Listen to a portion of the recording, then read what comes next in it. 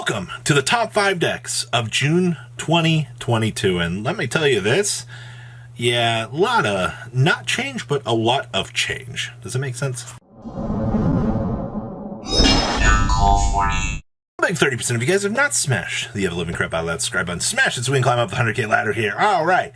First deck up here we're going to be talking about, I know this is going to be, there's going to be a lot of subjectivity here, and we're going to have multiple videos here where we're going to talk about 1.5-ish rogue, and I know that everybody has an opinion, like everybody has a butthole, all right, I get that, but subjectively I'm kind of using the last YCS, some structuring, and kind of looking at some results here from overall representation. So, number one here is going to be Drytron. Now, this was actually a really hard call to decide what I wanted to put in as the rest of the format here, effectively, because I get made fun of every time we put Striker here.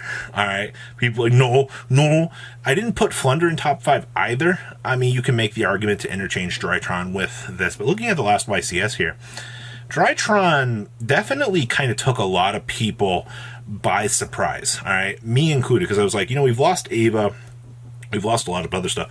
What are we doing at this point in time? Like, what is Drytron's game plan to push this deck over the edge at this point in time? And I guess the game plan is, you know what, you just go into the other ritual toolboxes. One build was playing a Morphage, the big ping guy that has the ability to interfere with phases.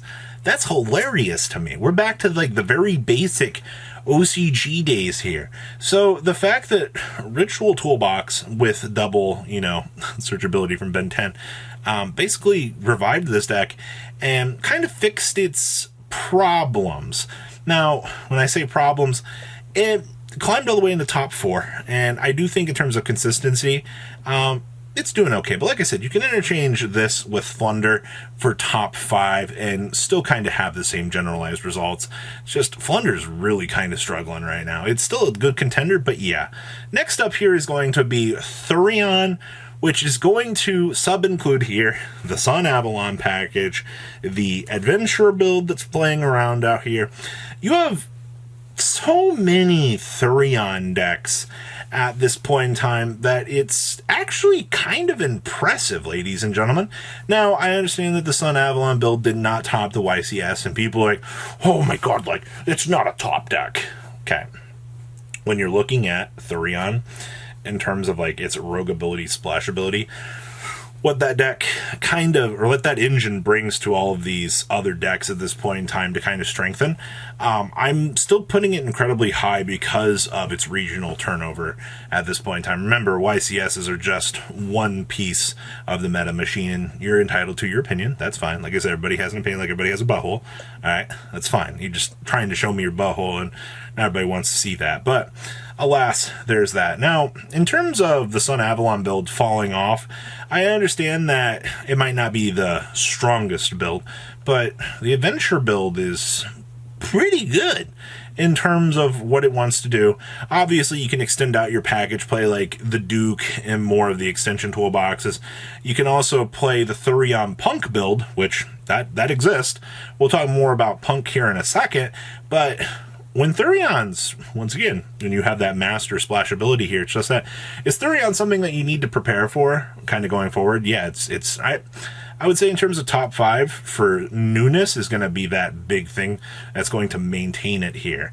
And we'll have to wait and see. I think it'll drop down a little bit, but that splash ability factor makes all the difference. Also, Regulux beating an Omni Negate. Who would have guessed? When you print a very generic Omni Negate, everybody's going to win out here. Now, it's Punk time. So this weekend we got to see what people are classifying as the new based deck. Well, when you look at your results out of this event for the whole little Thurion package, for Punk, you're seeing multiple builds for this. All right, what was it? You have like the Adventure build, you have the Heavy Synchro build, and then I think you have the Thurion build in terms of this. How much splash ability in Punk do you really want to see at this point in time, ladies and gentlemen? Because to me, that tells me that this engine is crazy. Yeah, we have 3 Adventure, 2 Thurion Punks, and then whatever the last two like we were. So we're taking advantage of just kind of turning this deck into a synchro turbo package on what I would say is like the higher end of this. And that's why like I make the mention to based here, is because I'm already seeing people referring to the evolution of the synchro punk build as just base 2.0. All right, so basically it's synchro good stuff at that point in time, but that is also including the fact that you have the Thurion build as well, where you can extend out your packages and just take advantage of the best of both worlds. So you have Punk enabling two new decks into the format. Synchro good stuff, which if you guys remember the blue or the Red Rose Dragon package where you would climb up and do all your things, Hani Jawari was definitely probably the more interesting build out of this weekend that all eyes were on. We're like, what's going on here? Like, what's this deck doing? Like, oh my god, like synchroing? Oh. Hello? I think people forgot, when you have like toolboxing options here, that the Yu-Gi-Oh community is going to find a way to break it. So yes, Punk is going to set the new baseline here.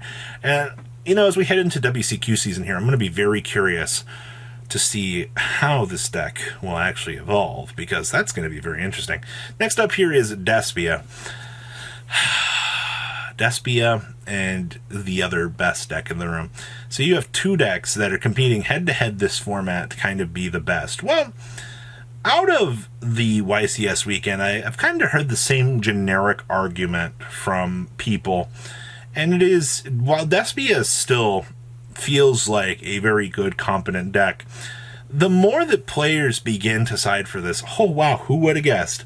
People are citing dimensional barriers and other outs for an entire deck that's based on the mechanic fusion summoning. Oh wow, you die to anti-spell fragrance. Oh, there are outs for this. Holy crap, I never would have guessed. Alright, once people kind of locked on to Despia as the projected best deck, then everybody kind of starts going, alright, how can we counter this deck? Now, looking at overall representation from the giant scope of all events, Despia still has very high turnovers. I mean, you're seeing in top 8 cuts at events 2 to 3 of these. All right, it's pretty much overshadowing most of the other stuff, which ends up being 1 to 2 of. So you can still tell that Despia has a very high representation, even though players are heavily siding for this. So if you're in here thinking that Despia isn't one of the 2 best decks in the room, you're crazy. All right, like honestly, and also the thing is, while the Predaplant build and some of the other variants of the Dynamorphia didn't take off, that does not mean that they are not seeing play right now.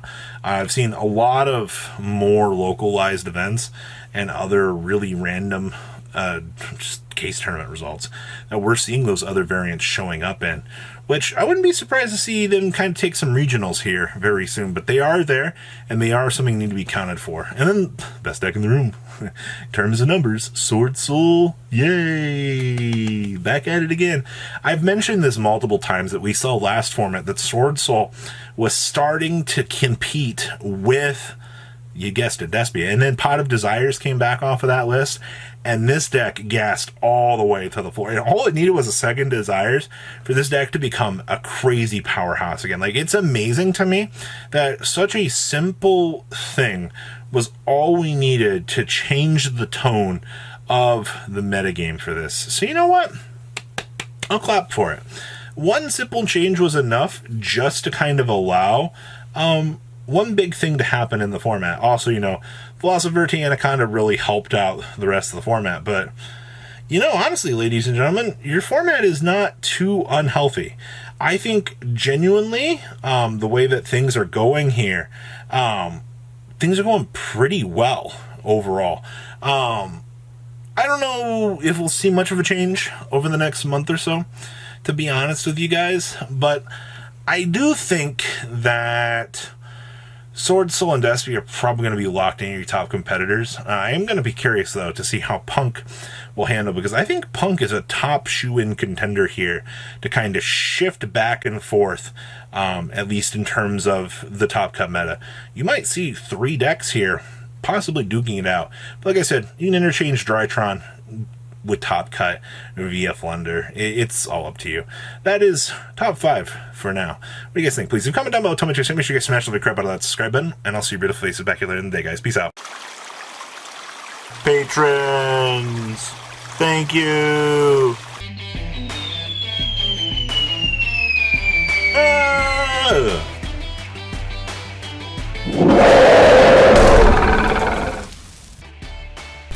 Thank you so much for watching. Check out these other videos.